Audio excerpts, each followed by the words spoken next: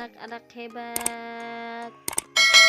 Assalamualaikum warahmatullahi wabarakatuh.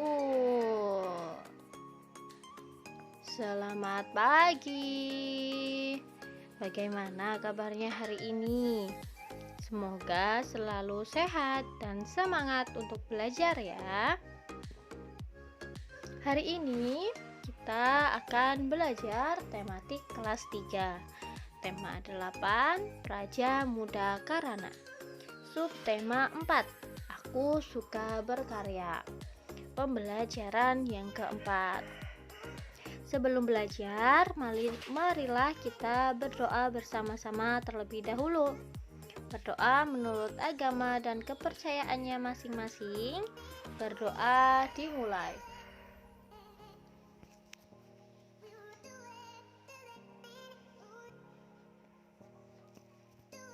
Berdoa selesai.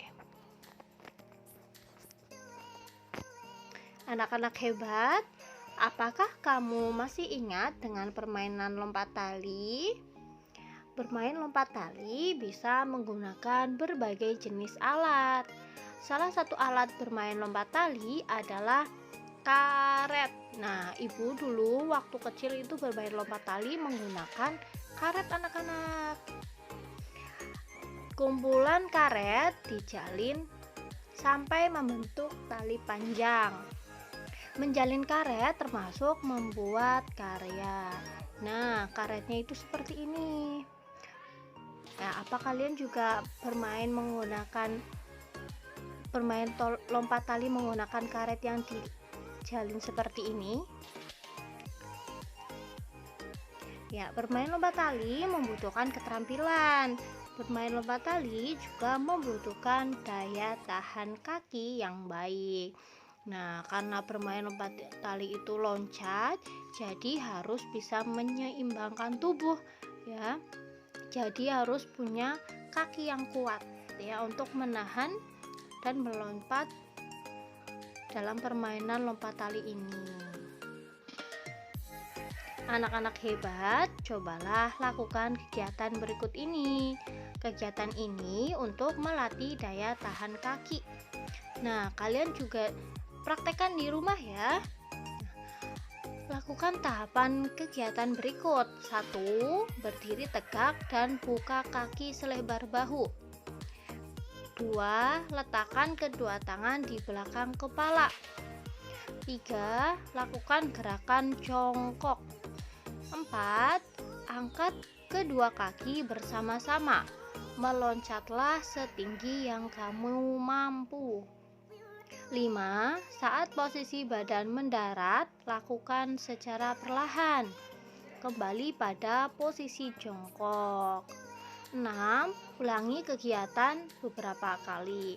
Nah, kalian juga coba praktekkan di rumah ya, mumpung masih pagi sekalian olahraga. Perhatikan gambar berikut. Anak-anak hebat, salah satu kegiatan pramuka yang menarik adalah lintas alam. Kegiatan lintas alam atau penjelajahan juga merupakan kegiatan yang menantang. Nah, itu adalah gambar anak-anak pramuka sedang melintas alam ya, atau jelajah galang biasanya ya, mencari jejak. Nah, itu melalui kegiatan lintas alam, anggota pramuka dapat belajar mengenal lingkungan. Kegiatan berjalan-jalan sambil mengenal lingkungan sangat menyenangkan anak-anak. Kegiatan berjalan juga berguna untuk meningkatkan daya tahan kaki. Sebelum melakukan kegiatan lintas alam, anggota pramuka berlatih berbagai keterampilan. Ada keterampilan menentukan arah mata angin dan membaca denah. Kita juga kemarin sudah belajar membaca denah dan menentukan arah mata angin ya anak-anak. Ada juga keterampilan membaca dan membuat peta perjalanan. Peta perjalanan digunakan sebagai petunjuk perjalanan. Berikut ini denah lokasi perkemahan pramuka. Nah, ini adalah denah lokasi perkemahan pramuka. Di situ ada keterangannya, gambar tenda, itu ada gambar tungku, ada meja makan, lalu ada air minum dan MCK ya. Lalu di sebelahnya juga ada arah mata angin. Anak-anak hebat, denah lokasi perkemahan menunjukkan posisi setiap tempat dengan baik. Meja makan ada di sebelah timur tenda pembina. Kamar kecil ada di sebelah barat tenda utama. Pusat air minum ada di sebelah utara meja makan. Lalu sementara tungku ada di sebelah selatan tenda anggota pramuka. Seseorang anggota pramuka akan menuju tenda pembina. Tentukan arah yang harus dilewati anggota pramuka tersebut. Nah, dari arah sini ya, dari gambar ini ya tadi. Jadi, anggota pramuka harus melewati tempat apa saja agar sampai di tenda pembina. Nah, ternyata dari tenda anggota pramuka itu akan berjalan ke arah barat menuju tungku. Lalu setelah itu dari tungku anggota pramuka akan berjalan ke arah selatan menuju meja makan. Setelah dari meja makan, anggota pramuka berjalan ke arah barat menuju tenda pembina. Nah, lalu anggota pramuka tersebut sudah sampai di tenda pembina. Anak-anak hebat, cobalah membuat denah menuju lokasi perpustakaan sekolahmu. Gunakan simbol sesuai imajinasimu. Lengkapi denah lokasi perpustakaan dengan keterangan arah mata angin. Nah, ini Ibu sudah buatkan denah lokasi sekolah dan perpustakaannya ya. Lalu di sini juga ada arah mata angin. Ya, denah dan peraturan perpustakaan sangat bermanfaat untuk pengunjung. Manfaat peraturan untuk mengatur agar kegiatan berjalan dengan baik.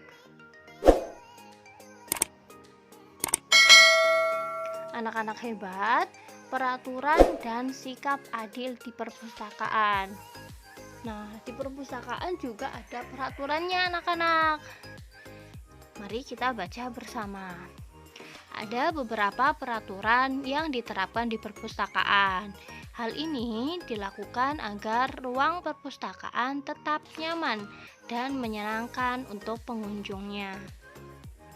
Ada peraturan yang harus dikerjakan oleh petugas perpustakaan. Ada pula peraturan yang harus dilakukan oleh pengunjung perpustakaan. Salah satu peraturan di perpustakaan adalah merapikan ruangan secara rutin. Peraturan itu harus dikerjakan oleh petugas perpustakaan. Saat merapikan ruangan, petugas perpustakaan memperhatikan arah mata angin. Petugas perpustakaan juga berkewajiban melayani pengunjung dengan baik. Untuk membuat perpustakaan nyaman, ada juga peraturan peminjaman buku. Petugas perpustakaan menetapkan batas waktu peminjaman. Jika ada kerusakan atau kehilangan, peminjam berkewajiban untuk memperbaiki atau mengganti. Nah, aturan peminjaman buku ini adalah aturan untuk pengunjung perpustakaan ya anak-anak. Ya, aturan peminjaman buku dilakukan untuk keadilan. Aturan ditetapkan agar semua anggota perpustakaan mendapatkan kesempatan sama dalam meminjam buku. Memberikan kesempatan yang sama untuk semua anggota merupakan sikap adil. Bersikap adil termasuk pengamalan sila kelima Pancasila. Sila kelima berbunyi keadilan sosial bagi seluruh rakyat Indonesia. Sila kelima Pancasila diberi simbol padi dan kapas. Lambang padi dan kapas menunjukkan kekayaan yang dimiliki bangsa Indonesia. Kekayaan ini hendaknya dapat dirasakan manfaatnya secara adil untuk seluruh rakyat Indonesia. Nah, anak-anak hebat, kita juga harus berlaku adil ya, dimanapun dan kapanpun. Anak-anak hebat, ini adalah tugas untuk kalian ya. Kalian nanti kerjakan di buku tulis kalian. Perhatikan beberapa peraturan perpustakaan berikut ini. Adakah kaitan aturan tersebut dengan sikap pengamalan sila Pancasila? Sebutkan bunyi dan simbol sila Pancasila yang sesuai dengan aturan tersebut. Berikan pula alasannya. Nah, jadi nanti untuk mengerjakan soal, kalian menyebutkan bunyi, menyebutkan simbol Pancasila, dan memberikan pula alasannya ya. Nomor 1, meminjam buku sesuai dengan waktu yang ditetapkan. Apakah aturan tersebut sesuai dengan pengamalan sila Pancasila? Sikap tersebut sesuai dengan sila yang ke ... bunyi silanya itu adalah ... lalu alasannya ... Nah, ini nomor 1. Ini nomor 2, memperbaiki buku yang rusak dan mengganti buku perpustakaan yang hilang. Apakah aturan tersebut sesuai dengan pengamalan sila Pancasila? Sikap tersebut sesuai dengan sila yang ke ... dan bunyi sila adalah ... serta alasannya adalah ... Ini untuk nomor 3, menjaga ketertiban selama berada di perpustakaan. Apakah aturan tersebut sesuai dengan pengamalan sila Pancasila? Sila tersebut sesuai dengan sila yang ke ... bunyi sila adalah ... dan alasannya adalah ...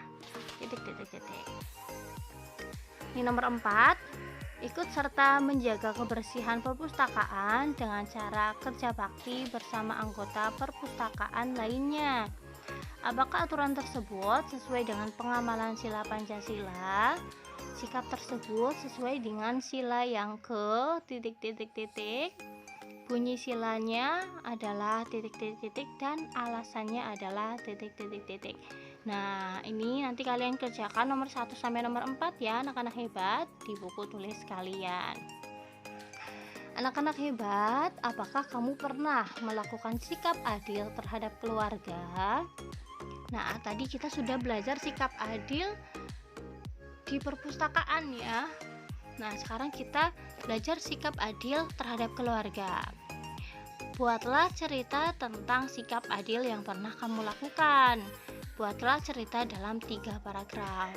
Nah, sebelum membuat cerita, seperti biasa kita tuliskan terlebih dahulu pikiran pokok dari setiap paragraf. Nah, kita menuliskan pikiran pokok ya, atau ide pokoknya. Nah, di sini Ibu nomor 1 itu paragraf pertama itu sikap adil terhadap keluarga. Paragraf kedua, membantu pekerjaan rumah.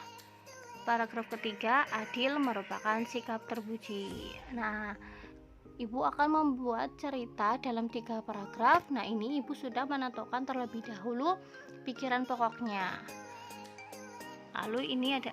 Lalu tuliskan ceritamu berdasarkan pikiran pokok yang telah kamu tentukan. Nah, di sini Ibu sudah menuliskan cerita tentang yang sesuai dengan pikiran pokok tadi. Ya, untuk paragraf pertama, sikap adil terhadap keluarga perlu dilakukan, tidak hanya kepada ayah dan ibu.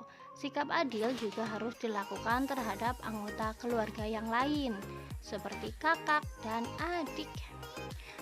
Dengan begitu, akan tercipta keluarga yang damai. Paragraf kedua, Dalam membantu pekerjaan rumah juga harus adil, tidak boleh membeda-bedakan. Seperti membantu ayah menyiram tanaman, membantu ibu dan kakak memasak, dan membantu adik mengerjakan tugas sekolah. Paragraf ketiga, adil merupakan sikap terpuji. Sikap adil harus ditanamkan pada diri setiap orang. Kecemburuan juga tidak akan terjadi jika semua diperlakukan secara adil. Nah, itu adalah cerita dari ibu ya. Ya, anak-anak hebat, pembelajaran hari ini selesai. Terima kasih. Jangan lupa untuk tugasnya. Sekian, wassalamualaikum warahmatullahi wabarakatuh.